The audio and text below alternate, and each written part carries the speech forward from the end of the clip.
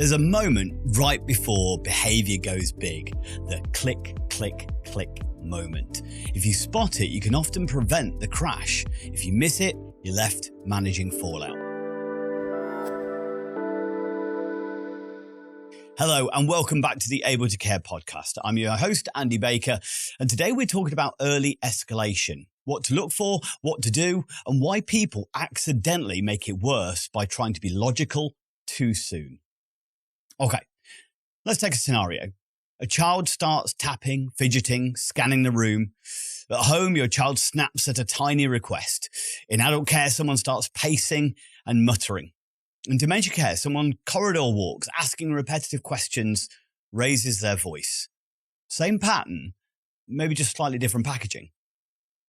So the model we're looking at is escalation is often within physiology. When we understand our different senses, so most people aren't aware of how many senses there are. You got told at school that you have 5, but actually there's 3 that aren't even being mentioned there. There's certain theories that postulate 53 different senses. But the 3 that aren't ever mentioned in school is proprioception, knowing where your arms and legs are, vestibular, your balance, but also interoception. And interoception is recognizing the information from your organs in your body.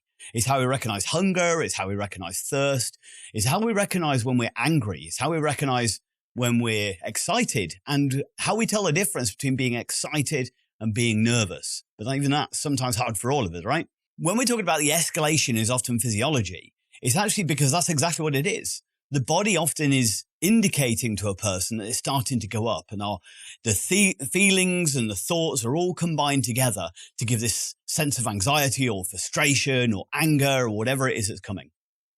So we assume sometimes that escalation is like a decision, but it's often the nervous system, or it's a sympathetic nervous system kind of kicking into action. If someone is climbing into fight or flight, then reasoning is a poor tool because the thinking brain is going offline. The body is reacting to potential what it perceives as threat. It's getting ready for action. It's getting ready to fight or flight, or if those aren't an option, to freeze, shut down, or fawn. So those early signs of escalation that we may not really recognize as escalation, the fidgeting, the repetitive questions, the anxiety, the problem is that we often then shame them or tell them off or say, stop doing that, because sometimes it could be annoying or repetitive. We try and inhibit them. We're not picking up on the message that actually this person is communicating to us. We treat them as shameful, or we treat them as something to stop rather than treating them as data, as information. So when I'm talking about the click, click, click, I'm referring to the analogy of the roller coaster. And I love the roller coaster analogy because we can all kind of picture that roller coaster, the click, click, click, click, as you slowly go up to that first big drop. And I want you to imagine that everything that's happening in your environment is another click on the roller coaster and another annoyance. We could use similar analogies like pebbles into a bowl as far as a window of tolerance, or we could use shaking up of the bottle of Coke. But the click, click, click, the analogy is when we're at the bottom of the roller coaster, we can get off. When we're at the top, we're on the ride. So when we're recognizing this click, click, click moment, now, ideally, we're helping a person to recognize in themselves, and hopefully many of you listening are recognizing it in yourself or do and are able to take on alternative actions. Because when we first start to feel those clicks, when we first start to pick up on those feelings or those thoughts that are triggering those feelings in our body, that's when we have genuine choices. As we get higher up to the top of that roller coaster, the choices are out the window. So let's look at 4 practical steps that we might be able to do to help somebody else in the click, click, click moments. So number 1, we could lower demand, raise connection. Natural instinct of human being, we are social animals. And our natural instinct when we're feeling distressed is to get somebody that get close to somebody we trust or connect with. A study, and I've mentioned it on other podcasts, I believe, but most people after being a victim of a crime are more likely to call their partner or their parent than they are the police. Because their instinct is, I want to feel safe first before I can think rationally. So by lowering demands and offering opportunities to raise connection, so being available, being empathic, coming to where they are rather than immediately jumping to correction. So we could do things like offering a micro choice. Just thinking, hey, why don't we do this? Hey, why don't we go over here? I can see you struggling. Why don't we? And just kind of a collaborative approach to do something different, change the scenery, change the situation. But we've got to come from a connective point of view, not immediately go into distraction. We may need to use a softer tone, and basically we need to communicate that they're safe and that you're safe. Now, number 2, name what you can see, but without judgment. And this is important. I can see this is getting a bit much. Not stop it. Come on, if we're telling somebody to calm down or offering them, oh, you look upset, here, let me go give you a hug. Sometimes we're taking away the person's permission to feel what they're feeling. We want to help them to be able to recognize these feelings. We don't want to take it away too quickly if we're in the teaching stages of life. If in the later stages, again, it might come invalidating. It might become disingenuine if we're trying to correct too early. So name what you see without judgment. Number 3, offer a regulating action. Now, there's lots of things that can help us. If you think about a principle of fight or flight, and the opposite to that is rest and digest. But it may not be easy for a person just to sit down and relax. But if you think when you're agitated, let's say you've got a taxi that's running late. You're up and down at the window, twitching the curtain, waiting for it to come, getting anxious because it's running late. And it's that watch kettle never boils. It actually seems to take longer. It seems to cause more agitation. If you just sit down and put the telly on, or just sit down and read a book, or do something else and distract yourself, do a bit of cleaning, the tax will be there before you wanted it to be there. So there's lots of things that we can do that might be simple regulating action. It could be to offer the person a drink. It could be some movement or getting away from the situation. It could be giving some kind of sensory input that they find calming or beneficial or relaxing, enjoyable. It could just be a break from whatever it is they're doing if they're getting frustrated with something. Or it could be to a quieter space, just a disconnect from the environment for a moment. But all we're looking for is a brief step of anything that helps the person go slight downshift. It's not about necessarily taking them to baseline, but if we can get them moving down the roller coaster rather than up the roller coaster, well, that's one of the principles of de-escalation, right? Number 4, avoid the power contest. So often, sometimes when we perceive threat or we perceive some danger and an individual getting agitated and frustrated and angry, of course our emotional brain may perceive that as threat, whether that be threat to our well-being or whether it be a threat to our sense of identity. If there's a child being distressed, if my child is distressed, I must not be a good parent and therefore I need to get them calm. So when we see something distressing, human beings or when we feel out of control, our instinct is to control. When we feel something that scares us, control helps us to feel safe. So sometimes we go in with this instinct to try and control the situation, control the individual, tell them how they should and shouldn't feel, how we should or shouldn't make it better. That's our instinct as humans. And we have to fight that natural urge. Because the nature of people is when a force is exerted on us, we tend to counter that force with force. And that's a very literal thing as far as if I'm holding a rope and somebody pulls it, I'm going to pull back, I'm going to lean back. But that's also on a psychological, emotional point as well. When we're feeling resistance against us, we fight with resistance. So we've got to number 4 is avoid the power contest. Threats, ultimatums, they might feel effective. They can even feel like, yeah, see, I'm gaining control. But they often increase the threat and speed up escalation. It often ends up very badly. And even if we don't, through those threats and ultimatums, then lead to, let's say it doesn't lead to escalation. In fact, actually, they seem to calm. It maybe they're going into fawn or freeze response, not fight or flight. So it's not that you've turned the alarm bell off and calmed the situation. You've just made them hold the hammer so it doesn't make a noise. But that energy's still there. That cortisol in the system is not even burnt out. So either that's not healthy or it's going to come out somewhere else. The other thing is, if we're telling somebody to manage their emotions, utilizing threats and ultimatums or consequences, well, what are we teaching them? Your emotions are bad? Now, is it going to help them to better trust their own emotions, better trust their emotional management?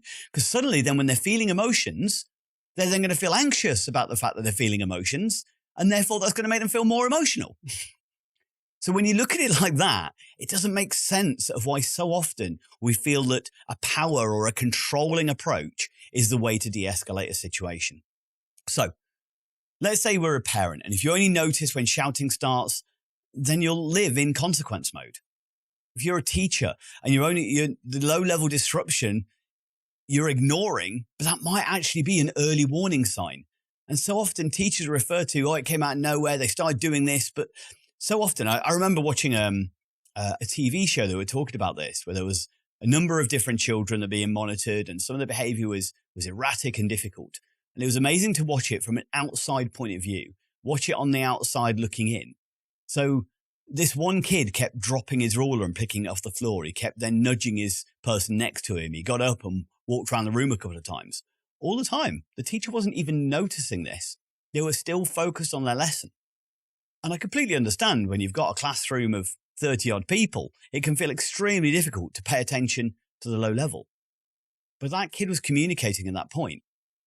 It wasn't until the lad went over and started grabbing pens and board wipers and things like that from the front of the class and running around with them that then the teacher started paying attention. And that's the problem. Now, the teacher feeling, I don't have time. Well, now they're still going to deal with the situation, but it's going to take them 15, 20 minutes, complete class disruption. The lads end up getting detention. Whereas actually, if it had been noticed in the very early stages, actually, it probably was an element of distress or an element of anxiety, or I'm struggling to focus, needed a movement break, needed a little bit of support, whatever it was. We could have saved ourselves an awful lot more work. If, let's say we've got a child in a household, where we notice that early signs often spike after transitions, whether it be school to home or whether it be contact visits or bedtime. Sometimes, rather than noticing the physical signs ourselves, whether it be fidgeting or whatever it is, it could be actually noticing the routines, learning what routines seem to typically trigger escalation. And if you know, for instance, that the school to home routine is something that causes significant distress, well, rather than waiting for the distress to occur, what can we preventatively or proactively put in place?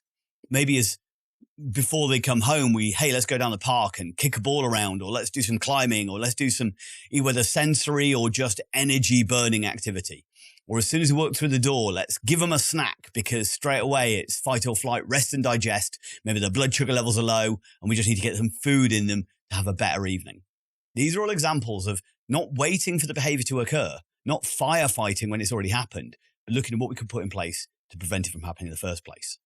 If you're in adult care or even dementia care, responding early, you often avoid things like restraint pathways entirely, because suddenly the escalation doesn't occur because we're noticing it when we needed to and when they needed us to. So if the place is noisy and crowded and we know that's something that can cause distress, maybe before it gets to the point of distress, we can do something to reduce the stimulation, we can reassure, we can redirect to something familiar. Unfortunately, so often, and over the years I've been doing this, I so often see people waiting for the behavior to occur. They wait for the person to be at the top of the roller coaster before they pay them any attention. And the problem is, it's a little bit too little too late. The click, click, click has already gone. All those opportunities have been missed. And now's the time we've just got to put out the fire, deal with the crisis. And that's the unfortunate thing with behavior management sometimes, is that people feel they don't have time because they're not good at prioritizing their time. And it's not because they don't have time, it's because actually they're spending all of their time fighting fires than there is things in place to prevent the fires from happening in the first place. I know I've used that analogy many, many times, but I won't stop using it because I feel it is so, so important. So, a takeaway from this episode. If you want fewer big incidences, get obsessed with the small signals. Start noticing, being curious. Start creating the habit of noticing the little things. As soon as we start looking for them, you will start to notice them more effectively. Sometimes we're not programmed or trained to kind of look for those little clues. We wait until the big incidents are there. That's what we want to report about. If you've had a situation where an individual's gone to 10, start looking back over what led up to that. What were they like at 9? What were they like at 8? What were they like at 7, 6, 5, 4, 3, 2, 1? Each of those stages, was there anything that might have indicated they were starting to go up? And is there anything that we could have done differently in that circumstance? And if we can't see those incidences, then when do they tend to go into 10 and what seems to be before that? And therefore, what can we do to de-stress, to settle the bottle of Coke before we take it to a situation we're about to stress it out? So This has been the Able to Care podcast. I'm your host, Andy Baker. And if you find the stuff useful, then either comment, like, share, and follow. Reach out to Able Training, able-training.co.uk for any courses around behavior management, or look into my book, Targeting the Positive with Behaviours that Challenge. But if you have any questions, put them in the comments. Cheers. Have you ever encountered an adult or child's behaviour that has felt difficult, overwhelming, or challenging? Have you sometimes felt at a loss of what to do, or know that you didn't handle it quite right? People are complex and unpredictable, and their behaviour can be like the weather. We've all made the mistake of looking out the window and feeling safe to wear shorts, but 5 minutes later wishing for an umbrella. What if, like a weatherman, you understood how humidity, temperature and pressure all come together to cause the weather, allowing you to better prepare, predict and respond, and prevent ever having a picnic ruined by a thunderstorm ever again? My book, called Targeting the Positive with Behaviours that Challenge, helps you to become the weatherman of behaviour. It provides you with a toolkit to increase competency, confidence, resilience and empathy, so you feel more assured about how to respond to distressed or dysregulated behaviours in others, including those affected by trauma, mental health, neurodiversity, learning disabilities or dementia. Build better connections, achieve de-escalation and improve outcomes for yourself and those you engage with my celebrated 6-stage target model, a step-by-step process to reduce distress for everyone. Discover my empowering, person-centered guide in Targeting the Positive, written by me, Andy Baker, available from online bookstores worldwide. Find a link in the description and order today.